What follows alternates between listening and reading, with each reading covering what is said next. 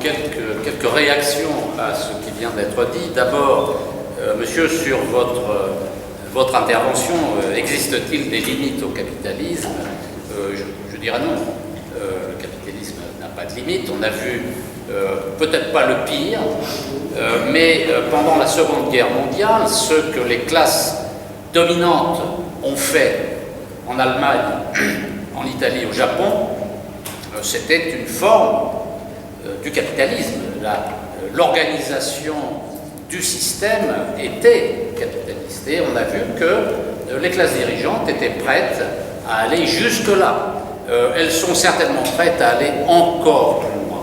Ça ne fait aucun doute. S'il n'y a pas la résistance des peuples, on ne sait pas jusqu'où peut aller le système. Mais ce n'est pas tellement dans cet esprit, je pense, que vous posiez la question. Vous la posiez sur le plan de l'activité économique, de la croissance économique. Les politiques d'austérité, ce sont des politiques de décroissance.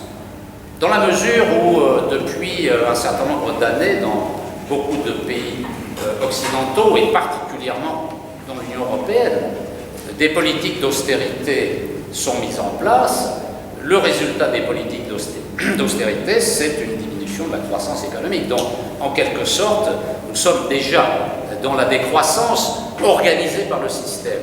C'est une boutade, parce qu'il y a un sujet plus sérieux. Le sujet plus sérieux, c'est que, en effet, les démondialisateurs et les partisans de la décroissance sont des cousins. Ce sont des cousins parce que, bien entendu, on ne peut pas prendre comme ça, de mon point de vue, le mot d'ordre de décroissance, qui signifie que tout doit décroître. Non, tout ne doit pas décroître. Certaines choses doivent décroître. Par exemple, la circulation infernale des camions. Par exemple, les embouteillages à La Réunion. Ça doit décroître, manifestement. Mais d'autres choses doivent croître. Par exemple, la fabrication de pompes, de tuyaux pour alimenter en eau potable les centaines de millions de personnes qui n'ont pas accès à l'eau potable, qui n'ont pas accès à l'assainissement. Il faut produire ces tuyaux, ces robinets, ces pompes, ces instruments de forage, de canalisation. Donc dire que tout doit décroître, non, tout ne doit pas décroître, il faut être sélectif. Ceux qui contribuent à détruire la planète, à endommager la planète, doivent décroître, bien entendu. Mais en revanche, ceux qui contribuent à l'amélioration du bien-être des peuples, sur le plan individuel et collectif, doivent croître. Après, il peut y avoir des arbitrages un peu difficiles, parce que pour assurer certaines productions, il peut aussi y avoir des dégâts pour la planète. Et il faut un arbitrage. Qui va arbitrer? Les peuples. Le débat et les peuples, sous forme de vote, de référendum, selon les modalités démocratiques en vigueur à l'échelle des nations. Ensuite, peut-être sur Mélenchon, je le concède, j'ai été un peu excessif et provocateur. Ça mériterait un débat beaucoup plus documenté, auquel je suis prêt. Ce n'est pas tellement le lieu ici, mais en effet, il y a des points obscurs dans le discours de Mélenchon qui ne sont pas clarifiés. Et si je me suis un petit peu échauffé à l'instant, c'est parce que hier soir j'ai vu une vidéo de Mélenchon que je trouve assez accablante sur le sujet, où il dit, voilà, moi je vois Madame Merkel, je la regarde dans les yeux, là, je lui parle fort comme il fait avec les journalistes, et puis Madame Merkel, elle va passer sous la table. J'exagère, encore une fois. J'exagère encore une fois. Mais c'est ça, c'est pas sérieux. Ça n'est pas sérieux. Voilà. L'idée derrière, c'est celui du rapport de force. Il dit, oui, mais non, c'est pas la Grèce, elle a des moyens à faire valoir auprès de l'Allemagne que la Grèce n'est plus en capacité. D'accord avec vous, bien sûr, c'est le rapport de force. Mais comment créer un rapport de force quand on ne dit pas clairement qu'il faut sortir de l'Union européenne et de l'euro, qu'il faut sortir de cette mondialisation néolibérale, où on laisse les choses ambiguës, où on ne contribue pas à créer un rapport de force de cette manière-là, parce qu'on est dans l'ambiguïté permanente. il faut être clair. Voilà. Expliquer pourquoi ce système est un système de domination dont il faut s'émanciper. Si on ne dit pas ça, on ne crée pas les conditions du rapport de force. Mais le constat de Mélenchon est le même que le vôtre. Enfin, j'ai pas l'impression. Oui, par beaucoup d'aspects. Mais après, il faudrait prendre un moment, un texte en main, etc., pour approcher. Ce que ne veut pas faire Mélenchon, d'ailleurs, avec nous. Il ne veut pas débattre avec nous. Bon, voilà, si vous avez un petit moyen de pression, de rapport de force sur lui, allez-y, regardez-le dans les yeux, et dites-lui, vas-y, imagine que c'est Merkel, et puis raconte-lui ce que tu veux. Bon, alors, ensuite, sur les jeunes,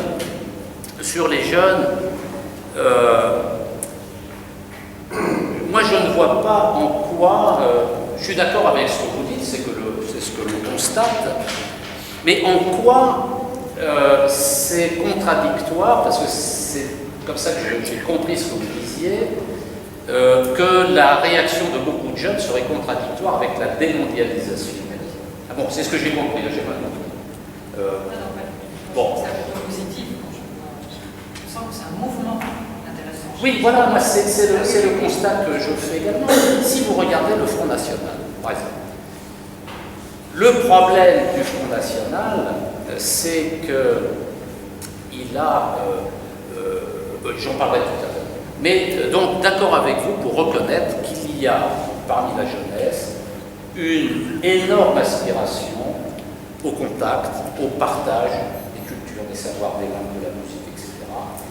Mais que pour aller au bout de ce désir de la jeunesse, de plus en plus, ils comprennent que le cadre néolibéral, c'est-à-dire le cadre de cette idéologie qui transforme tout en marchandise, qui met tout en concurrence, est en contradiction avec les aspirations de ces jeunes. Et là, nous avons en effet un potentiel explosif tout à fait intéressant à exploiter positivement, politiquement, pour en faire des combattants de la liberté, des combattants de la démondialisation. La démondialisation, c'est se sortir de la mondialisation néolibérale. C'est un mouvement de libération. C'est exactement comme au moment, sous des formes différentes, du colonialisme. La colonisation néolibérale nécessite un vaste mouvement de réaction. Alors, ensuite, il y avait sur le dialogue, monsieur, vous interrogez sur le dialogue des nations. Mais il existe une institution qui permet le dialogue des nations, c'est l'Organisation des Nations Unies, l'ONU. Il n'y a pas besoin de créer quelque chose de supplémentaire.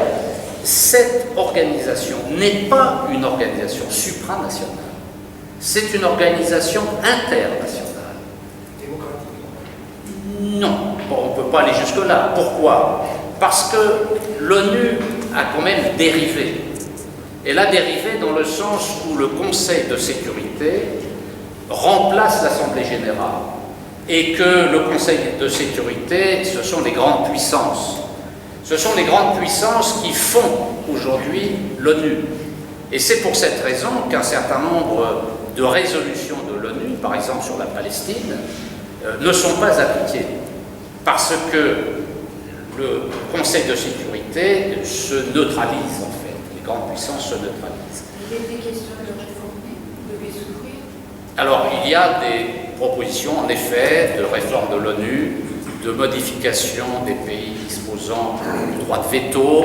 Bon, il y a toute une série de choses en cours, en effet, mais disons qu'à l'heure actuelle, la seule instance internationale est donc intéressante parce que chaque pays vaut une voix, contrairement aux institutions supranationales, parce que ce que je n'ai pas dit, mais que vous saviez tous, c'est que ces institutions supranationales, FMI, Banque mondiale, Union européenne, sont des filiales du département du Trésor américain. L'Union européenne incluse. C'est un système de guerre froide mis en place par les États-Unis. Hein, il ne faut pas qu'on soit naïf là-dessus, hein, et que les bénis oui-oui de l'Europe disent « Ah oui, mais l'Europe, c'est l'APEX. » Attendez, ça, c'est pour les enfants. Bon, alors, oui, l'ONU doit être réformée, revalorisée. Il faut une politique d'accompagnement visant à redonner à l'Assemblée générale, c'est-à-dire la réunion de tous les États membres, le rôle prééminent vis-à-vis du Conseil de sécurité. C'est ça la bascule qui s'est faite ces dernières décennies et qu'il faut inverser. Ensuite,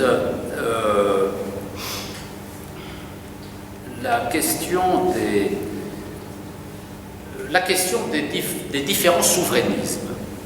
Alors, est-ce qu'il ne faut pas aller vers une alliance des souverainismes? Là, on entre dans des zones instables. Pourquoi? Parce que, d'abord, la notion de souverainisme elle-même, c'est comme les notions de mondialisation et de démondialisation. Tout le monde y met un peu ce qu'il veut. Nous, ce que nous disons, c'est que le populisme, le nationalisme, le souverainisme, c'est comme le cholestérol. Il y a le bon souverainisme et le mauvais souverainisme. Il y a le bon populisme et le mauvais populisme, le bon nationalisme et le mauvais nationalisme. Le bon nationalisme, c'est quoi? C'est les pays colonisés qui développent les luttes de libération nationale, avec des bourgeoisies nationales, c'est du bon nationalisme. Le mauvais nationalisme, c'est ce que fait le Front National, c'est-à-dire une prétention à la domination, à la supériorité des uns sur les autres. Bon, concernant le souverainisme, le souverainisme c'est pareil, il y a le bon souverainisme et le mauvais souverainisme. Nous, on pense que défendre la souveraineté de la nation, c'est le bon souverainisme, parce que c'est là que se jouent les processus démocratiques. Il ne peut pas y avoir dans le monde d'aujourd'hui, et peut-être encore pour longtemps, certainement pour longtemps, de mécanismes démocratiques en dehors de l'échelle nationale. Ça n'existe pas. Donc, lutter pour la souveraineté de sa nation, c'est lutter pour la démocratie. C'est lutter pour que on puisse politiquement modifier le rapport des forces et investir les institutions par la démocratie, par l'élection de députés, de maires, etc. Donc, lutter pour la souveraineté nationale est quelque chose d'absolument décisif. Les syndicalistes, par exemple, si ils n'avaient pas l'État en face d'eux, comment feraient-ils? À l'échelle de l'Europe, de l'Union européenne, par exemple. Mais il y aurait une dispersion des luttes, une déperdition des luttes. La situation serait catastrophique parce qu'il n'y aurait pas dans l'État la possibilité d'avoir un rapport de force qui permette de mettre l'État au service, en partie, partiellement, de manière contradictoire, au service des forces populaires. Donc, la souveraineté, pour nous, c'est la question centrale. C'est la question politique centrale parce que on voit que sur cette question, les forces progressistes sont dispersées. Et certaines considèrent que la nation n'est plus à l'ordre du jour, que la nation s'est dépassée, que la souveraineté est un mot d'ordre dépassé lui aussi, qu'il faut prendre les choses à l'échelle mondiale tout de suite. Mais raisonner comme cela, c'est empêcher de créer des rapports de force qui peuvent se nouer au seul endroit, à la seule échelle où il peut y avoir des résultats, c'est l'échelle nationale. Quels sont les résultats des luttes syndicales, par exemple, à l'échelle internationale? Y a-t-il un seul exemple de succès syndical à l'échelle internationale? Moi, je n'en connais pas. Les luttes des dockers. Oui, peut-être, là, je ne sais pas. Peut-être ça mériterait d'être valorisé si c'est le cas, mais disons qu'en tout cas, il y a à l'échelle nationale une large collection de succès syndicaux depuis ces dernières décennies, même depuis le XIXe siècle, qui n'existent pas à l'échelle internationale. Donc, en fait, on arrive à la question du clivage gauche-droite. C'est tout à fait lié, parce que auparavant, le clivage gauche-droite recouvrait le clivage de classe, comme disent les marxistes. C'est-à-dire que la gauche, disons, était assimilée à la défense des intérêts du peuple. Et la droite était assimilée à la défense des intérêts des classes dirigeantes. C'était vrai. Et donc, la lutte des classes, c'était la lutte de la gauche contre la droite et de la droite contre la gauche.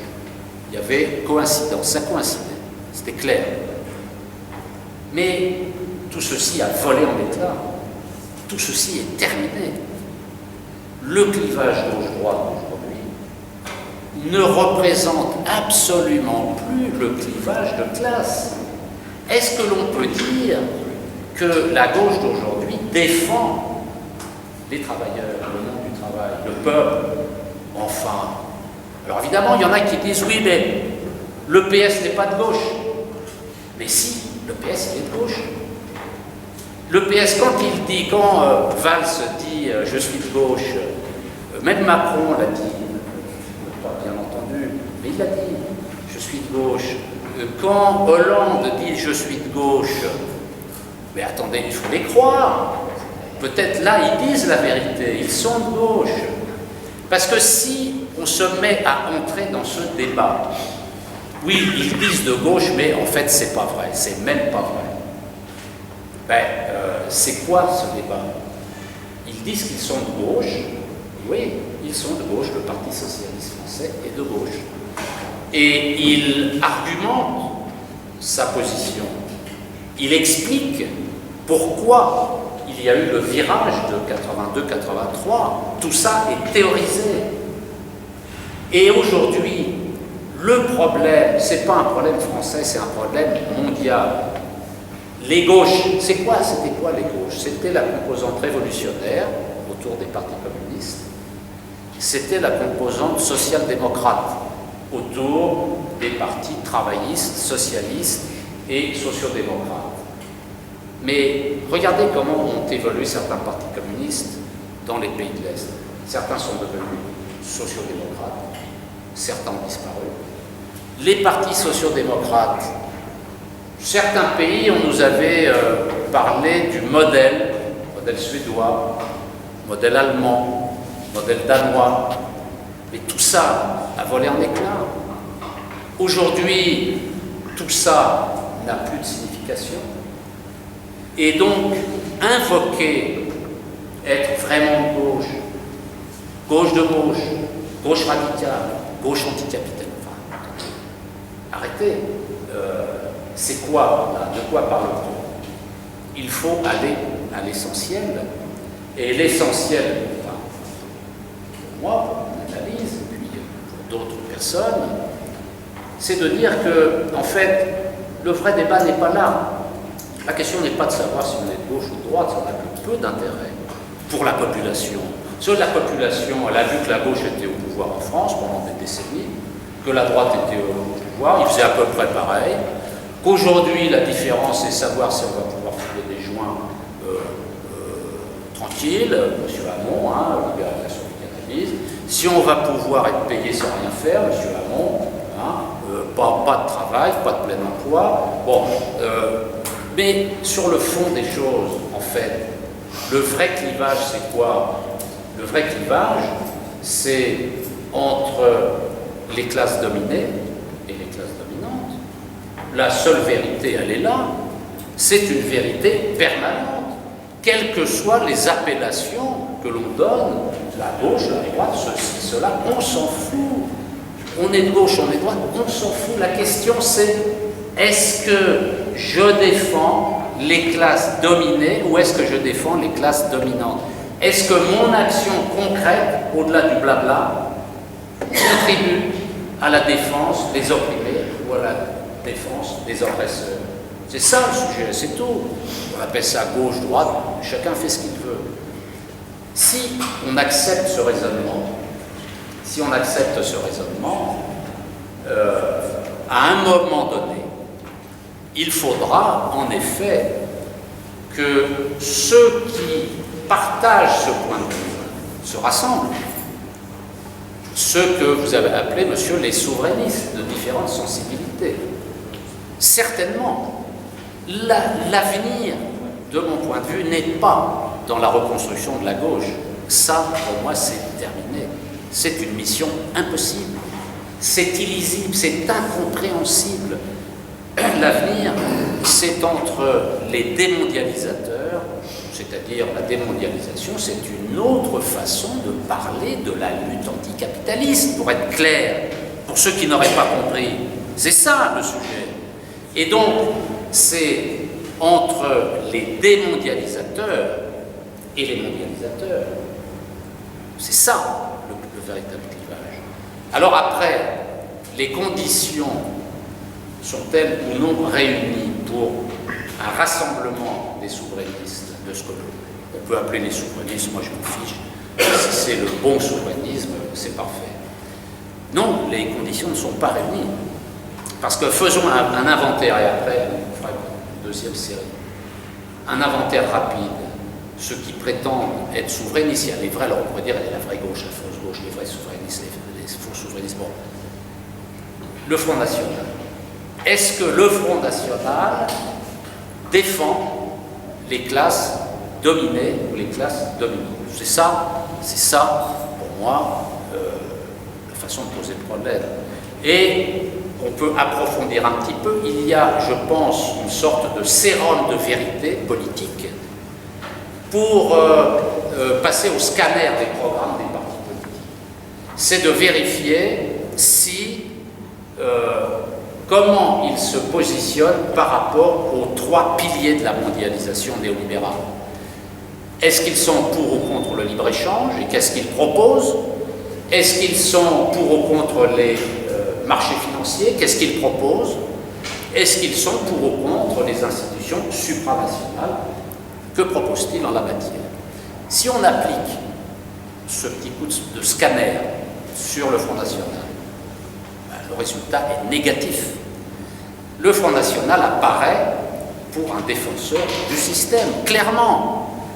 Je donne juste deux arguments, je passe à autre chose après. Le Front National prétend vouloir sortir de l'euro.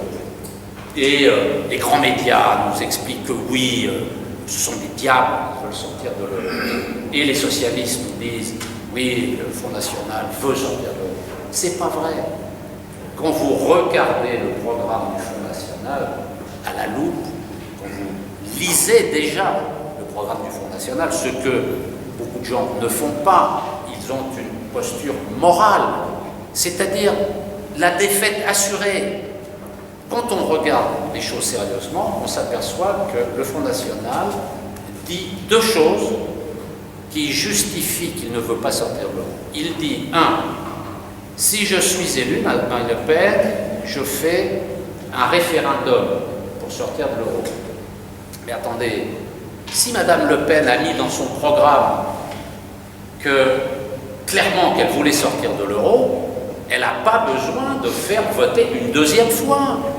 Les gens ont déjà voté sur son programme. Elle a le mandat pour sortir de l'euro. Elle n'a pas besoin de faire un deuxième vote. On va voir pourquoi elle fait ça. C'est pas par hasard. Et puis il y a une deuxième raison, très simple. Quand Madame Le Pen écrit, parce que quand elle parle, on a l'impression qu'elle veut sortir de l'euro. Mais quand on regarde les textes, elle ajoute toujours une sortie groupée de l'euro.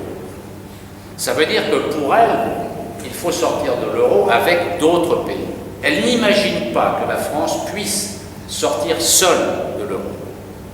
Mais est-ce qu'il existe aujourd'hui des pays membres de l'euro, de la zone euro, qui ont envie de sortir de la zone euro? Il n'y en a pas. Il n'y en a pas. Ils ne sont pas dans l'euro, les Anglais. Et donc, dire qu'il faut sortir groupé, revient à dire on ne sort pas, puisque personne ne veut sortir. C'est quand même le b.a.-ba. Alors pourquoi elle fait ça, Madame Le Pen? Pour une raison politicienne. Son problème, c'est les seniors. Les seniors en France votent moins pour le Front National que toutes les autres classes d'âge. On peut expliquer ça facilement parce que le souvenir de la guerre, l'illusion que l'Union européenne est la paix, etc. Bon, bref. Et donc, le Front National a besoin de donner des signaux contradictoires, des signaux pour sortir de l'euro à la fraction de son électorat qui est pour la sortie de l'euro, et des signaux ambigus aux seniors pour leur dire, voyez, ils ne sont pas bons les gens, ils voient bien, ils savent bien que tous les sondages en France montrent que la sortie de l'euro est minoritaire. C'est un tiers de la population pour l'instant qui est favorable à la sortie de l'euro.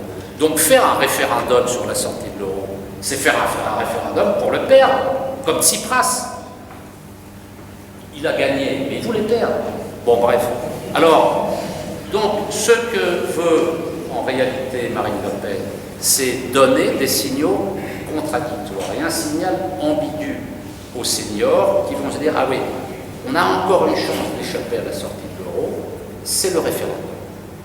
Comme les 2 tiers de la population française ne veut pas sortir de l'euro, ouf, on va pouvoir éviter la sortie de l'euro. Bon, ça c'est le Front National.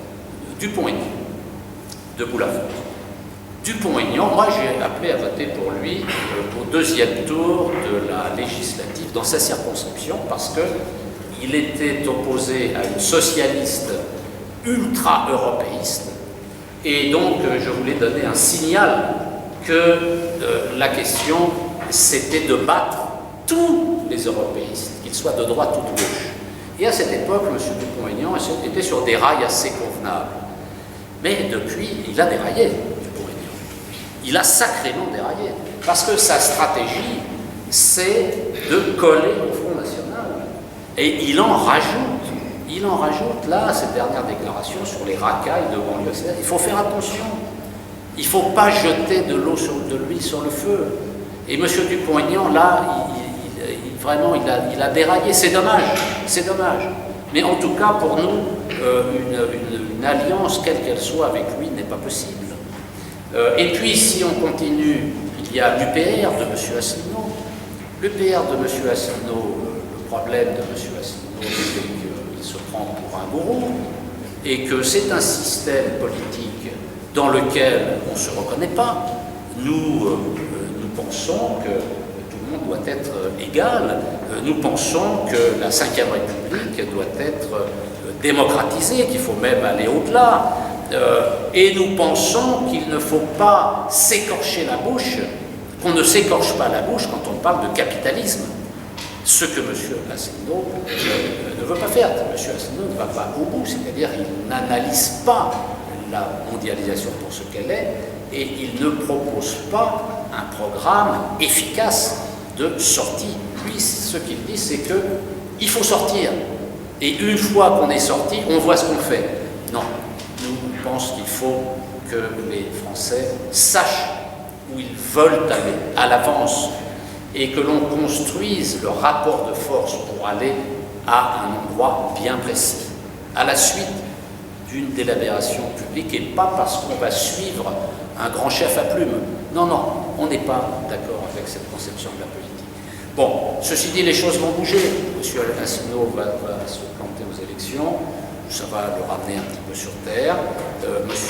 Dupont aussi, on va pouvoir faire des choses. Et puis, dans l'électorat du Parti communiste, il y a des gens qui n'acceptent pas la position de la direction du Parti communiste, de ralliement au Parti socialiste. Au sein du Parti socialiste, il y a des gens peu nombreux, il en reste quelques-uns, mais ce n'est pas sur eux vraiment qu'on peut compter. On peut surtout compter sur les abstentionnistes, parce que c'est dans les 50% d'abstentionnistes que se trouvent les gens qui, dégoûtés de la politique, par le spectacle qu'elle donne, attendent quelque chose de neuf. Bien sûr, c'est plus difficile, mais si personne ne s'y attaque, on y arrivera.